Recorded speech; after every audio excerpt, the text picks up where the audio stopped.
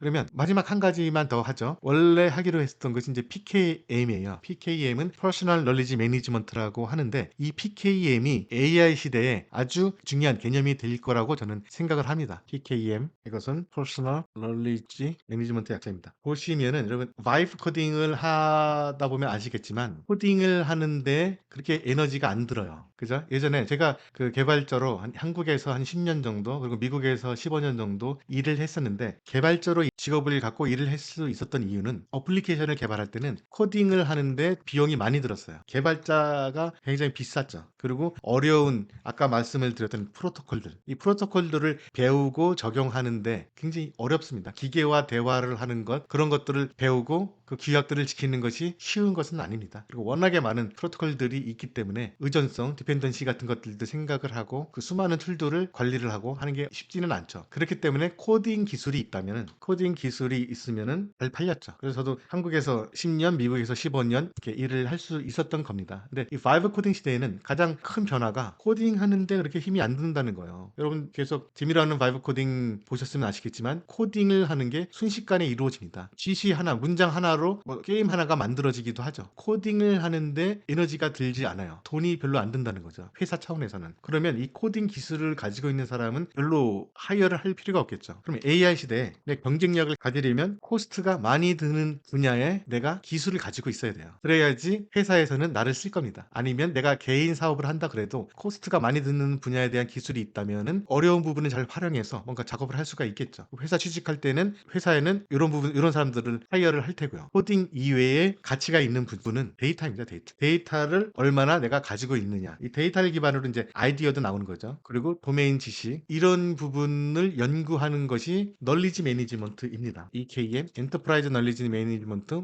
그리고 PKM, 퍼스널 널리지 매니지먼트 이런 부분이 있을 겁니다. 개인이 AI 시대에 경쟁력이 있으려면 나만의 데이터가 많이 있어야 됩니다. 그리고 이 나만의 데이터를 어떻게 관리할지를 연구를 하신 분들이 많이 있어요. 그게 바로 PKM이에요. 퍼스널 널리지 매니지먼트. 이 PKM을 관리하는 툴로는 여러 가지가 있을 수 있죠. 옵시디안이라는 것이 있을 수도 있고요. 노트북 LM이라는 것도 있을 수 있고, 컨플루언스 그것도 있을 수 있고, 일기장, 구글 독스, 슬라이드 아니면 파일 형태로 내가 공부한 내용들, 나의 지식들을 관리할 수도 있고요. 블로그에도 내가 공부한 것들을 올리죠. 그 다음에 저 같은 경우에는 유튜브 영상으로도 제가 공부한 것들을 정리를 합니다. 바로 퍼스널 널리지를 매니지먼트, 내가 개인적으로 공부한 내용들, 내 개인적으로 터득한 내용들, 이런 데이터들을 관리하는 방법들, 관리하는 툴들이 어마어마하게 많이 있죠. AI 시대가 시작이 됐을 때는 이 데이터를 AI를 통해서 어떻게 이용할 것인가, 그 중요한 해결 과제예요. 첫 번째 과제는 퍼스널 놀리지를 어떻게 스토어하고 관리할 것인가, 이 첫 번째고요. 두 번째는 이 PKEM 데이터를 AI를 통해서 어떻게 이용할 것인가. 이 두 가지가 가장 AI 시대에 경쟁력 있는 나를 만드는 그런 요소라고 저는 생각을 합니다. 더 이상 이 코딩하는 분야에 대해서 내가 자세히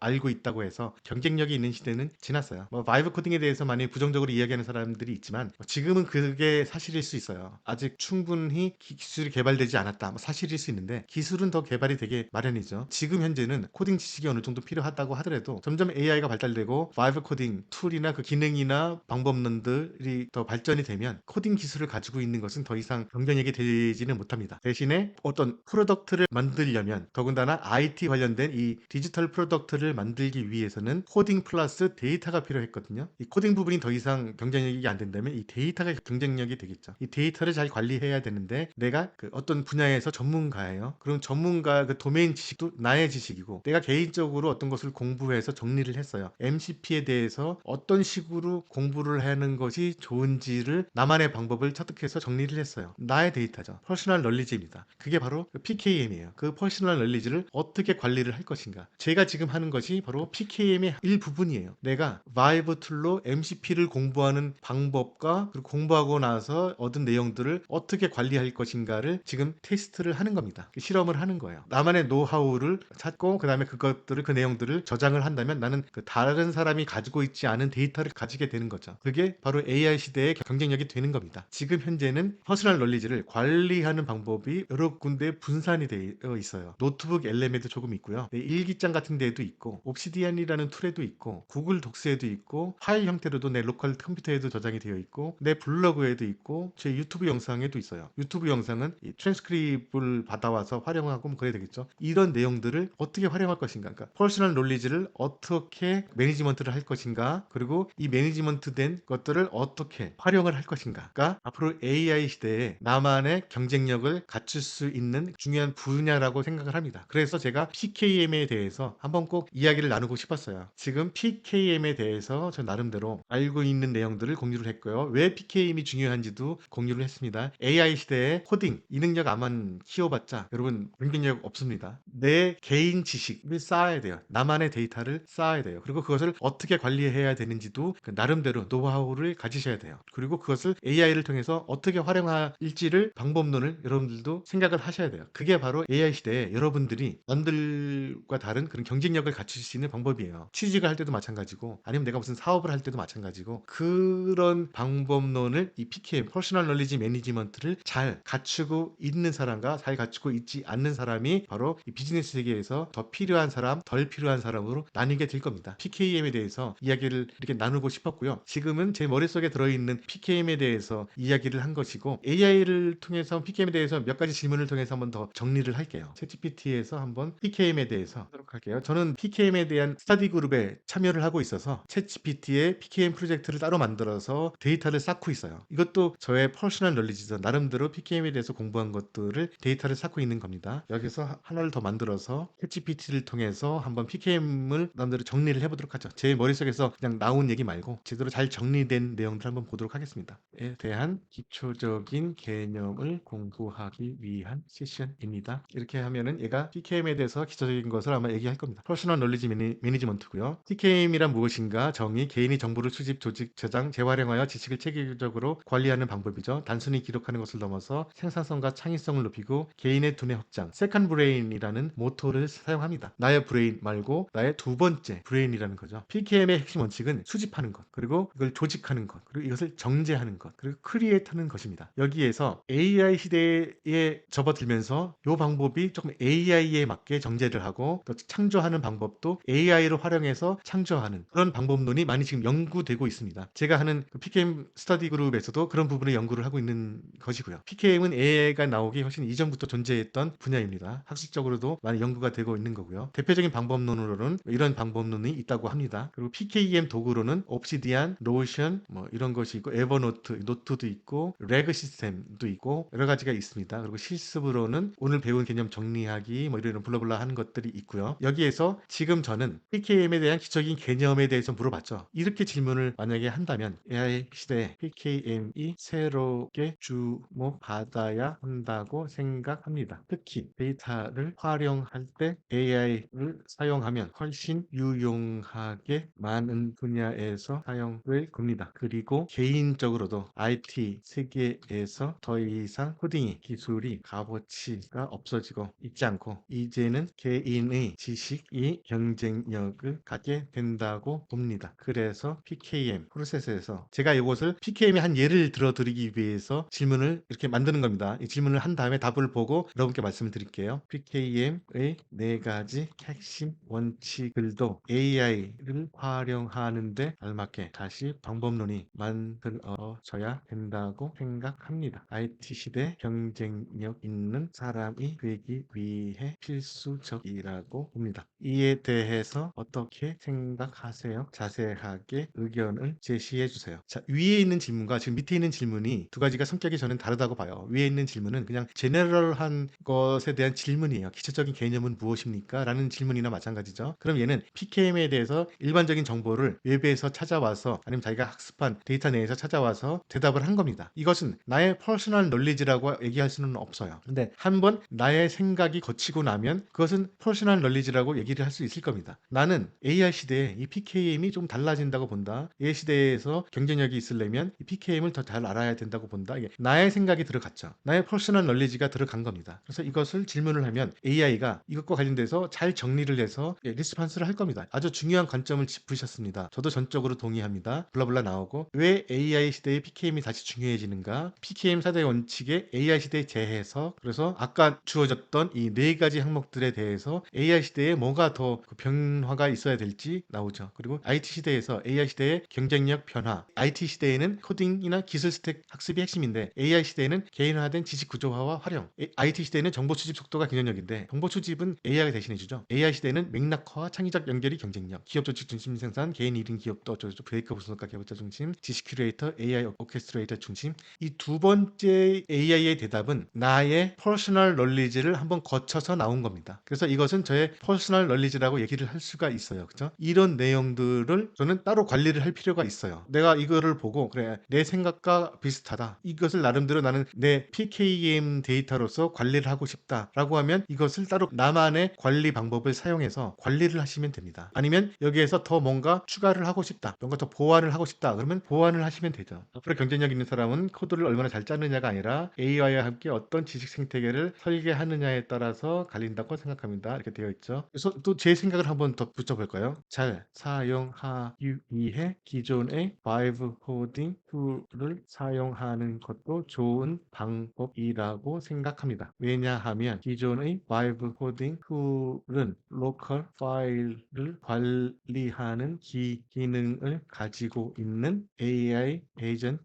어플리케이션이기 때문입니다. 그리고 이것은 AI 앱이기 때문에 AI와 소통도 커뮤니케이션이죠. 소통도 할 수 있습니다. 어차피 퍼스널 널리지를 관리하려면 로컬이나 클라우드에 텍스트로 된 파일 형태로 관리해야 되기 때문에 기존의 바이브 코딩 툴이 아주 유용하게 사용될 수 있다고 생각합니다. 지난 시간에 제가 얘기를 했던 거죠. 이와 관련해서 어떻게 활용하면 좋은지 자세히 알려주세요. 그래서 여기도 네, 퍼스널 놀리지를 통해서 이 AI가 뭔가 잘 정리를 해줄 겁니다. 그럼 좋은 포인트를 짚으셨습니다. 말씀하신 바이브 코딩 툴 이퀄 로컬 파일 기반 AI 에이전트 어플리케이션의 성격 때문에 PKM 도구로 활용하기에 정말 적합합니다. 제가 생각하는 활용 전략을 구체적으로 정리해 드릴게요. 라고 해서 로컬 파일 기능, AI 에이전트 내장 기능, 텍스트 기반 기능, 그래서 워크플로우에 적용하는 방법, 인제스트에는 어떻게 적용을 하는지, 오거나이즈에서는 어떻게 적용할지, 정제에서는 어떻게 적용할지, 크리에이서는 어떻게 적용할지 잘 나름대로 정리를 했습니다. 이런 식으로 내 나름대로 이제 PKM을 어떻게 활용해야 될지 공부를 이런 식으로 한다는 것을 보여드린 겁니다. 이렇게 식으로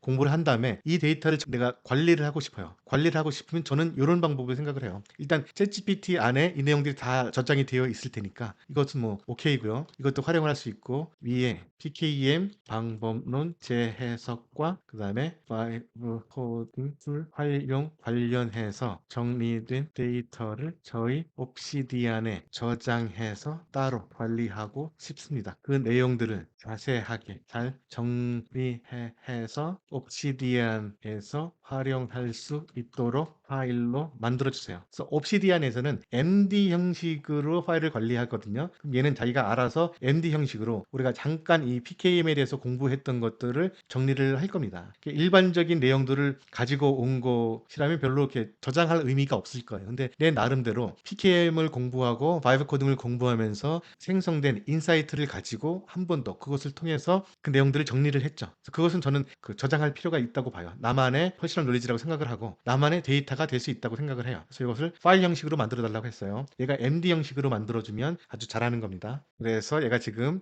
뭔가 작업을 진행을 하고 있고 저는 저의 옵시디안을 지금 오픈을 했습니다. 이게 바로 옵시디안이라는 툴이고요. 이거는 저희가 스타디 그룹에서 뭔가 따로 관리를 하는 거거든요. 여기에 있는 이 파일들이 제가 옵시디안에서 관리하는 파일들이에요. 이것을 옵시디안에서 관리를 할 수도 있고요. 커서 AI나 비주얼 스튜디오 코드 같이 바이브 코딩 툴에서 관리를 할 수도 있습니다. 여기서 오픈 뉴 윈도우를 사용해서 제 옵시디안을 열어보도록 하겠습니다. 오픈 폴더 창수 볼트 1 요거입니다. 셀렉트 폴더라고 하면은 이 옵시디안이 여기에서 셀렉트가 돼요. 예, 그럼 제가 여태까지 만들었던 노트들, 저 개인적인 그런 퍼스널 놀리지 매니지먼트를 했던 것들이 나오고요. 여기서 이 바이브 코딩 툴을 사용해서 이 파일들을 관리를 할 수가 있는 겁니다. 여기에서는 지금 GitHub 코파일럿은 사용 리밋이 다 됐기 때문에 여기서도 제미나이를 사용을 해야 되겠네요. 터미널을 시작을 하고 제미나이를 실행을 합니다. 그럼 제가 방금 전에 공부했던 것들을 저만의 옵시디안에 넣을 거예요. 근데 여기 보시면 챗GPT가 아직도 계속 생각을 하고 있네요.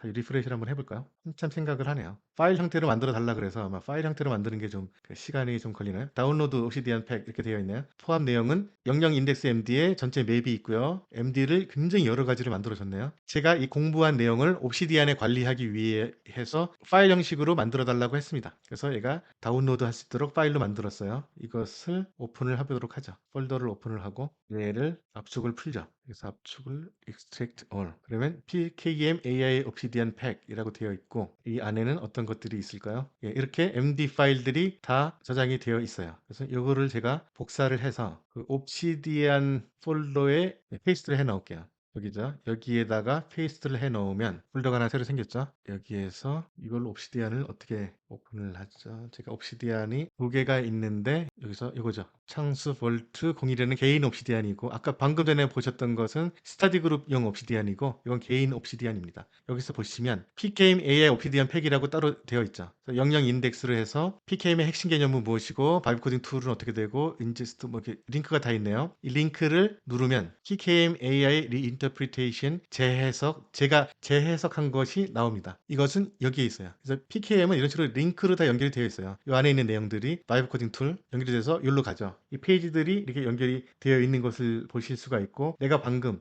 AI 시대의 PKM은 어떻게 재해석되고 PKM을 바이브 코딩 툴로 어떻게 이용할 수 있는지를 쭉 정리를 한 것들이 이렇게 여러 가지 파일들로 이렇게 정리가 돼서 나와 있습니다. 이런 식으로 나의 개인 널리지를 매니지먼트 하는 것이 그리고 이것을 잘 활용하는 것이 AI 시대에 강력한 경쟁력을 가질 수 있는 방법이라고 생각해요. 그래서 오늘 PKM에 대해서 제가 공유를 해드리고 싶었어요. 챗GPT를 사용해서 PKM에 대해서 공부를 한 내용들을 잘 옵시디안용으로 정리해줘. 그럼 이렇게 정리를 잘 해줍니다. 그래서 오늘은 간단하게 PKM에 대해서 설명을 드렸고요. 앞으로 AI 시대에 왜 PKM이 중요할지에 대해서 제 생각을 공유를 드렸습니다. 그리고 간단하게 PKM 하는 방법, 제가 사용하는 방법들을 한번 시범을 보여드렸고요. 그럼 오늘은 여기까지 진행을 하는 걸로 하겠습니다. 다음 주에 다시 뵙도록 하겠습니다. 일주일 잘 보내시고요. 다음 주에 재미로 하는 바이브 코딩 시간에 다시 뵐게요. 감사합니다.